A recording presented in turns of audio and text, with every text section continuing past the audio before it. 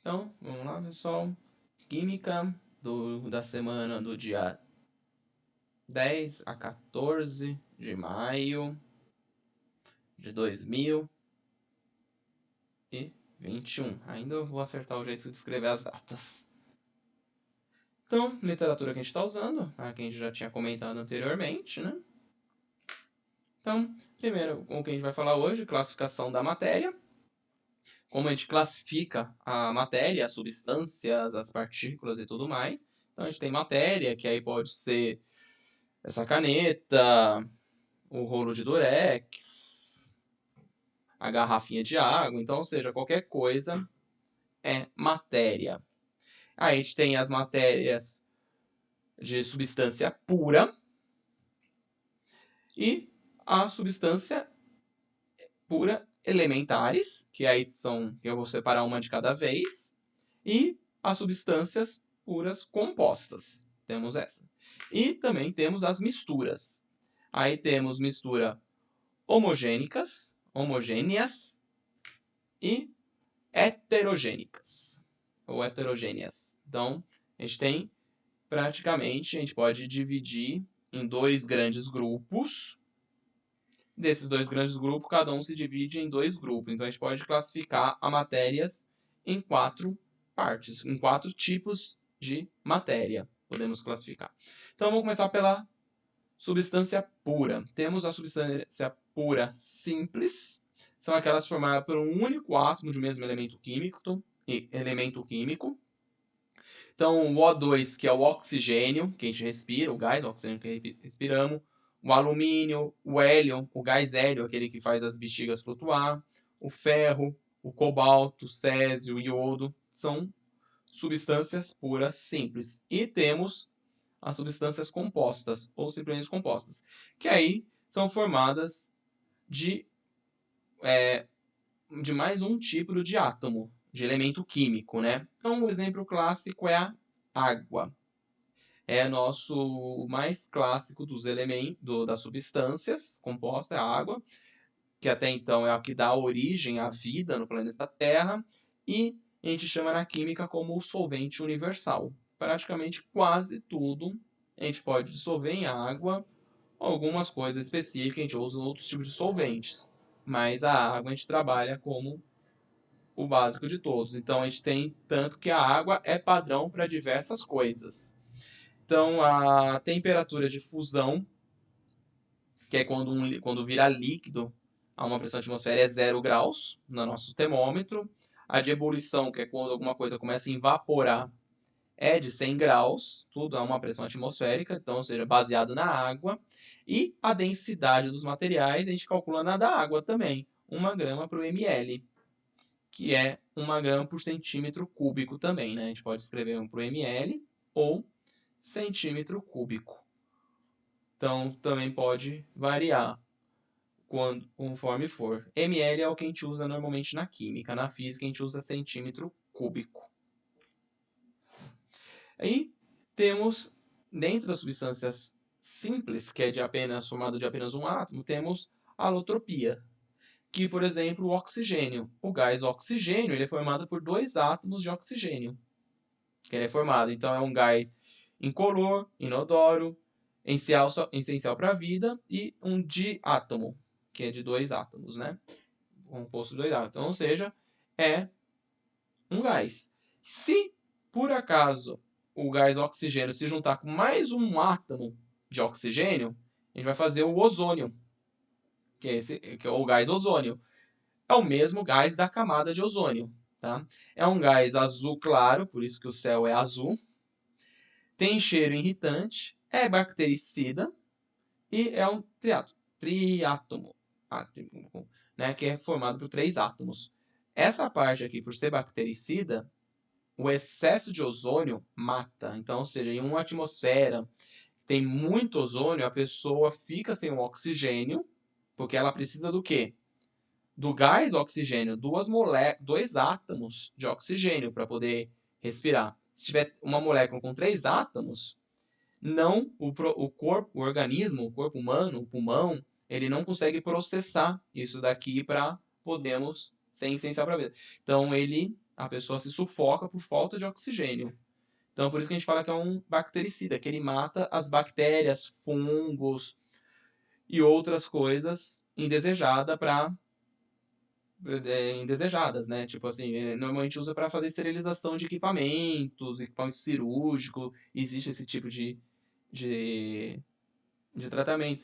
Existe um tipo de tratamento dermatológico que usa ozônio, que é a ozonoterapia, que é específica para alguns casos, principalmente na parte de pele, porque você não vai estar respirando ele, né? Ele só vai estar em contato, mas aí mais fácil ver com a parte do pessoal médico, os profissionais da saúde, que eles entendem melhor como isso aqui funciona. Para o nosso caso, para a vida, a gente precisa desse. Então é um exemplo de uma substância simples que, quando a gente acrescenta só mais um átomo, ela muda completamente no que é. Temos também a substância composta. Então, a água, que eu já tinha comentado, né? A molécula de água. Aqui está a molécula do enxofre, desculpa, do ácido sulfúrico, né? Que aí tem um átomo de enxofre, 4 átomos de oxigênio, que são os vermelhos, e 2 átomos de hidrogênio. Então, ou seja, são átomos que se juntou e fez uma nova substância. Então, por isso que a gente chama de substâncias compostas, que é a junção de vários átomos. Dentro da alotropia também das substâncias, podemos destacar o fósforo. Temos 2 tipos de fósforo, o fósforo vermelho e o fósforo branco. O fósforo vermelho ele é composto por 4 átomos de fósforo num tipo de ligação. E o fósforo branco também é 4 átomos de fósforo, mas com outro tipo de ligação química. Você pode ver que aqui não tem. O branco ele teria uma ligação nessa região aqui. Isso aqui já dá uma diferença entre os dois fósforos. O fósforo vermelho é normalmente do fósforo que a gente usa para o próprio fósforo mesmo, um palito de fósforo, né? E o fósforo branco, ele é um átomo uma substância extremamente volátil. Então, os cristais de fósforo branco só em contato com oxigênio já é o suficiente para pegar fogo. Então, ele tem a queima espontânea. Então, ele é perigoso, tanto que o comércio e o transporte disso aqui é extremamente proibido. Você tem que ter. São poucos lugares que pode trabalhar com esse tipo de material aqui. O fósforo vermelho é o normal que a gente utiliza no nosso dia a dia. Então, é outra parte de alotropia. Com isso, temos a substância, que é composta de mais coisa. Então, só para vocês terem ideia aqui está uma substância em fase, que é uma heterogênica, que fazem 2 fases. Então, eu peguei esse videozinho aqui que eu fiz de uma separação de material. Aqui em cima é ácido sulfúrico, e aqui o que eu usei para... É o restinho do que eu estava limpando, que eu usei o ácido sulfúrico para limpar e ficou com essa sujeira aqui. Então eu estou reaproveitando o ácido, né? Vou reaproveitar. Então eu estou fazendo a separação do que é ácido e do que é qualquer outra coisa. A mistura de ácido com qualquer outra coisa, que é a minha impureza, né? Então esse aqui chama balão de separação. É um instrumento da química que a gente utiliza. Então a gente vai, abre o registrinho aqui e vai deixando descer. Na hora de chegar, eu vou, fecho o registro e separo os materiais. Então, voltando aqui, só para explicar o vídeo, né?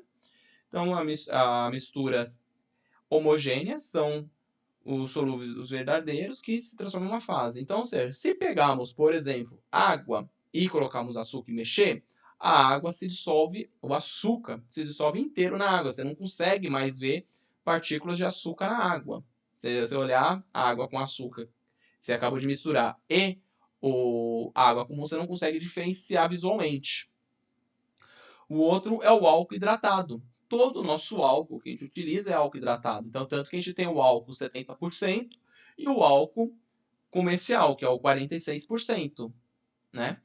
Ou 70% é esse que a gente está usando para esterilização, ou seja, ele é 70% álcool, 30% água. E o álcool comum é 46% água, álcool e 54% água. E se a gente põe um do lado do outro, a gente não consegue perceber a diferença, porque ficou todo dissolvido lá dentro desse material. E o próprio ar da atmosfera. Então, ele é homogêneo porque ele tem uma fase única. A gente não consegue ver no ar Tipo assim, o ar é composto do quê? Hidrogênio, oxigênio, CO2 e um pouco de argônio. Essa aqui é a composição, os 4 principais elementos do ar que respiramos. Claro que nitrogênio acho que é 73, eu vou colocar aproximadamente 73% do que a gente respira. O oxigênio é por volta de 16% a 11%, dependendo da região. Aqui dá por volta de 1%, de 1 a 2% de CO2. E o argônio e outros elementos, né, que compõem o ar, aí vai vindo todo. A gente não consegue ver cada um deles, então a gente fala que é uma substância homogênea. Então, se você tem uma mistura de vários materiais e você não consegue ver a separação deles, a gente fala que é homogêneo. E a heterogênica é esse exemplo aqui do vídeo, que a gente consegue ver eles. Então, por exemplo, se a gente põe num copo água e óleo, passando um tempo, você vai ver aquela camada de água e uma camada de óleo em cima. A própria pedra granito, que é comum no Brasil, nas casas das pessoas, a pia ou uma mesa de granito, aquela pedra toda cheia de cores, né? Normalmente escura, com... Vamos lá, vou dar um exemplo da minha, né? Que é preto, é um granito que tem preto, tem prateado, tem uns pintinhos branca, umas que parece azulada, né? Tipo, depende de como for o granito, né? Então, também é assim. Então, isso a gente pode usar como um exemplo de como perceber uma mistura heterogênea. O leite também, né? Se você pegar um leite puro, aquele leite que veio que acabou de tirar da vaca, né? A gente vai ver que ele é meio amarelado e depois de um tempo ele começa a fazer uma camada de gordura. Não a nata, tá, gente? A nata é outra parte. Também é um pouco de gordura, mas é outra coisa ali no meio. Tô falando de faz uma camada de óleo mesmo. Você vê uma gordura meio amarelada, né? Que é possível ver. Normalmente vê isso com microscópio.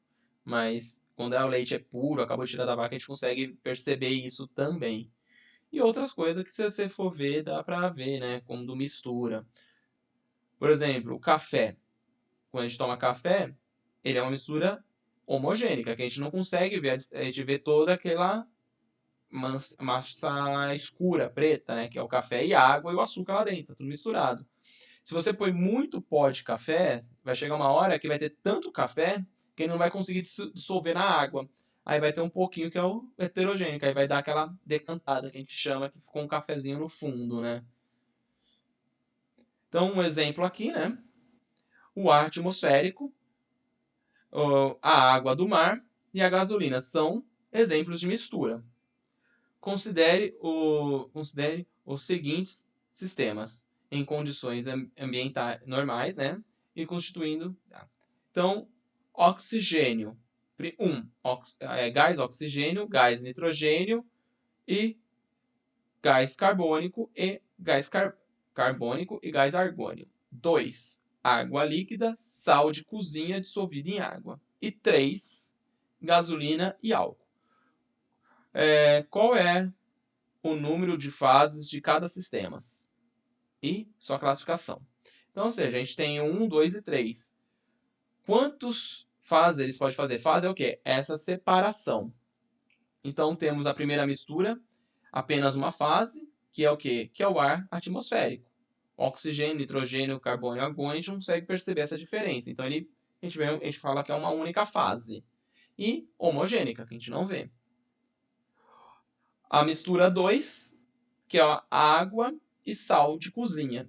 Também é uma mistura de fase única homogênea. Que também, se você pegar no copo, colocar um pouco de sal e misturar, você não consegue perceber a diferença de um com o outro. É igual a água do mar. A água do mar é salgada, a gente fala que é tudo uma fase só. A gente não consegue ver a separação da água do mar e do sal mesmo, né? Na água do mar.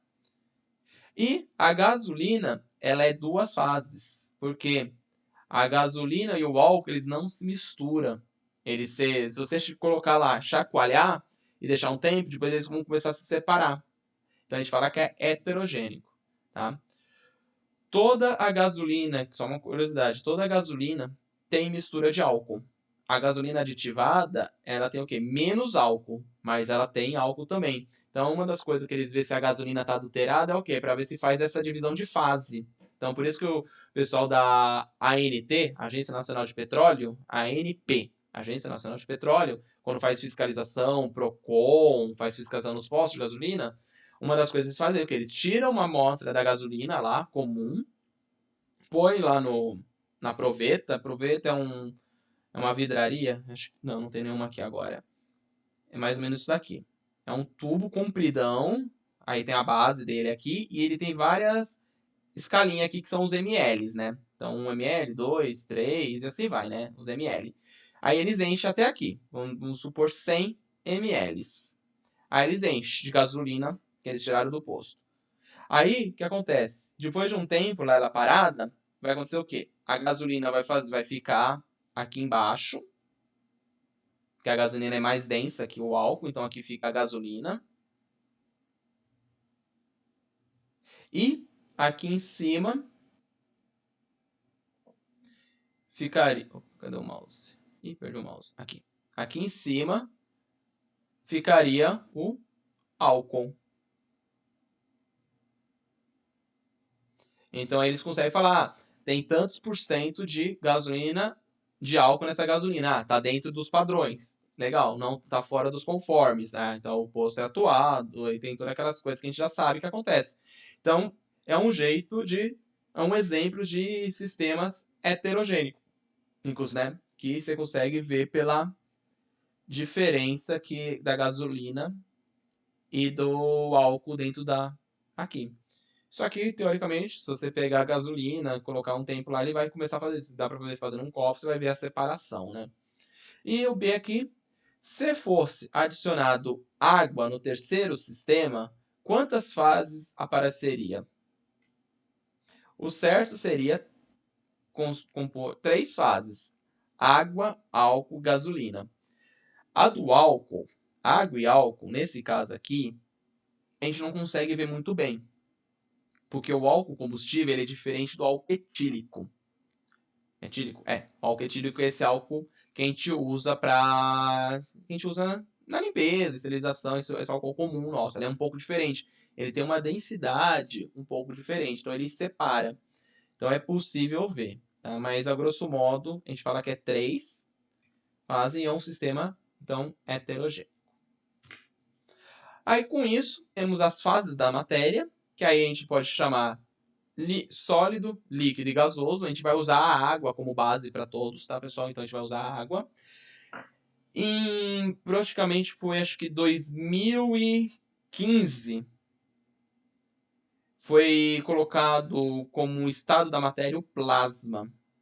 Em 2015, a Associação Internacional de Químicas, junto com a UPAC, que é um órgão americano que regulamenta as coisas na química, classificou o plasma como o 4º estado da matéria. Tá?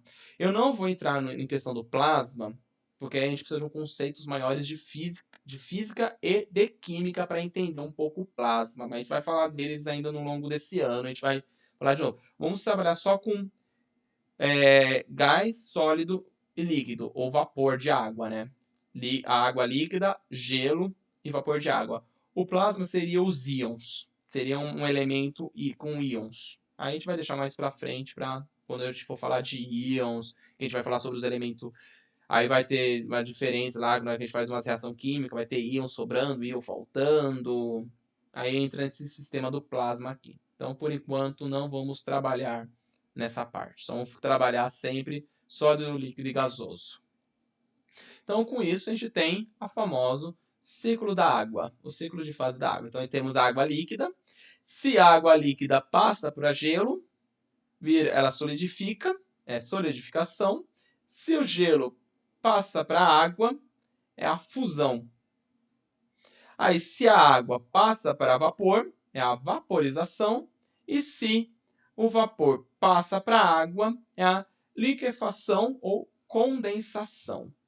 E existe um outro caminho que pode ser feito, que é do quê? Do gelo passar direto para vapor, que é a sublimação. Aí serve para qualquer um dos dois lados. Se for de vapor para gelo, é sublimação. De gelo para vapor, também é sublimação. Então aí está a passagem de cada uma delas aqui descrita. Aí vem aqui, ó. Estado sólido tem uma forma própria, volume constante. O que a gente fala que tem uma forma própria? Porque virou uma pedra. Vamos supor o cubinho de gelo. Pedra de gelo. Tem uma forma própria, né? Ela vai ficar daquela forma. Se a gente tira da forma de gelo, a gente põe em cima da mesa, ela vai estar com aquele formato ainda, até derreter, né? Então, é um volume constante, porque ele está ali, naquele volume.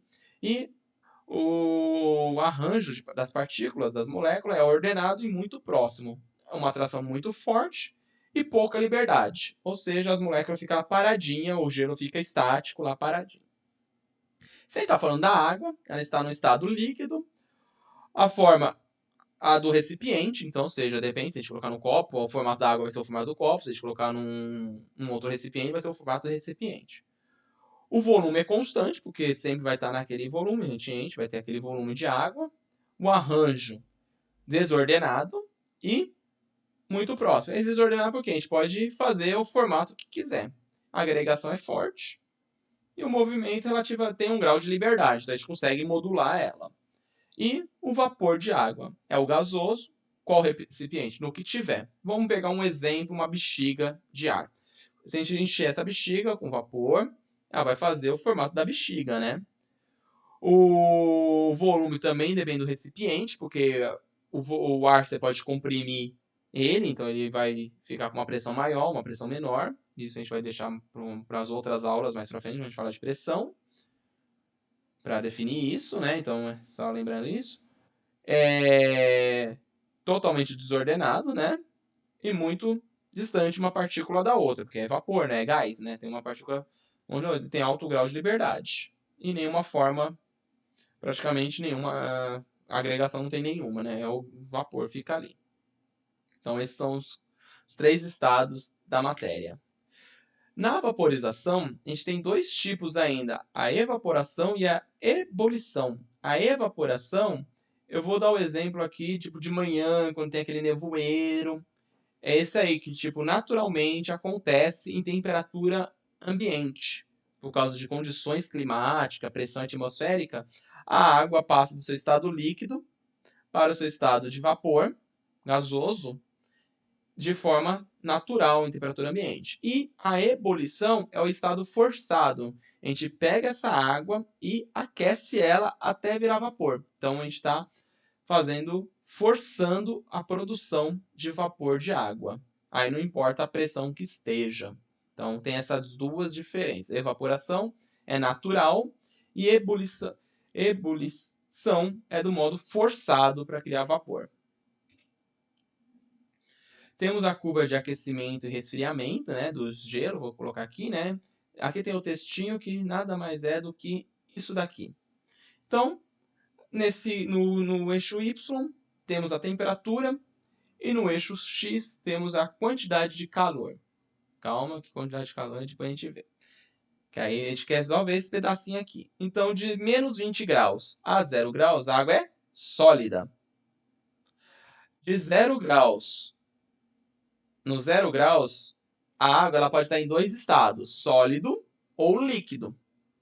Então ela pode estar em 2 estados. Então, se a gente pegar um refrigerante ou um suco, pegar vários cubinhos de gelo e jogar lá dentro, o máximo que a gente vai fazer a temperatura do suco ou refrigerante baixar é 0 graus, que é a temperatura do gelo. O gelo é 0 graus. O gelo de geladeira comum, ele está entre, vamos dizer, entre menos 2 graus a mais 2 graus, ele pode variar. Então, vamos falar que ele está a 0 graus. Está ali. Então, ela pode estar tanto sólida quanto líquida.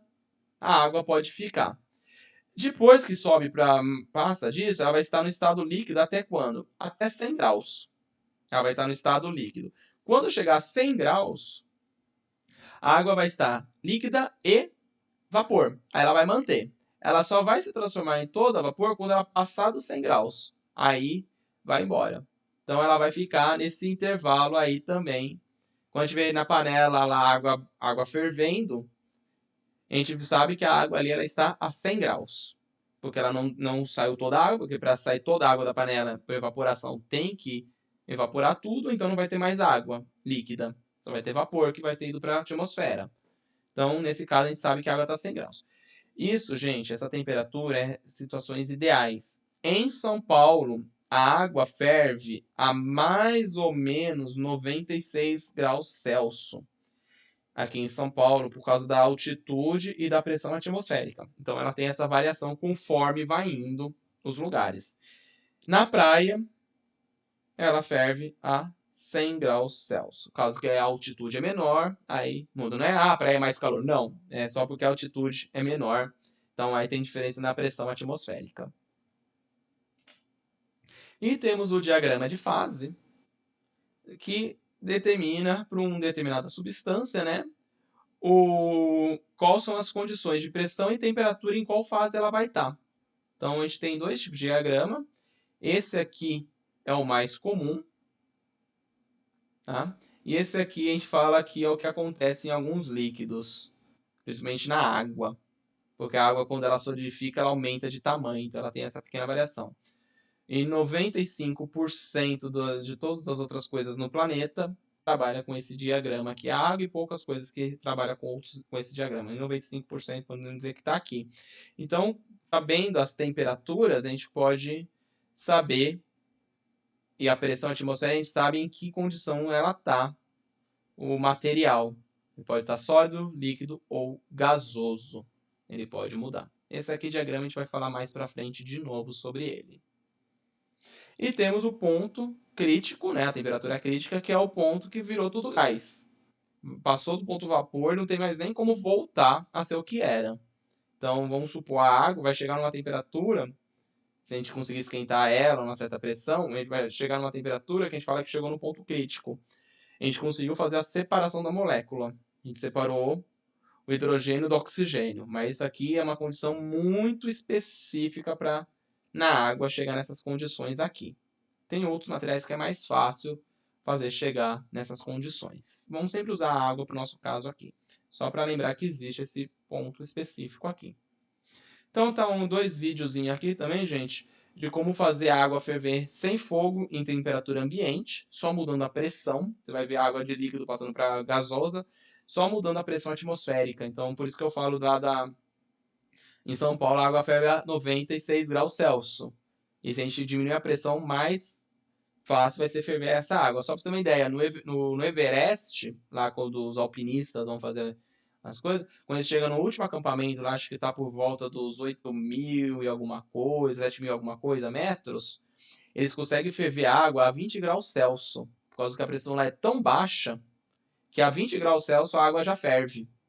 Então, só para vocês verem o que pode acontecer com a variação da pressão. Então é isso aqui que eu tinha que passar para vocês hoje, pessoal.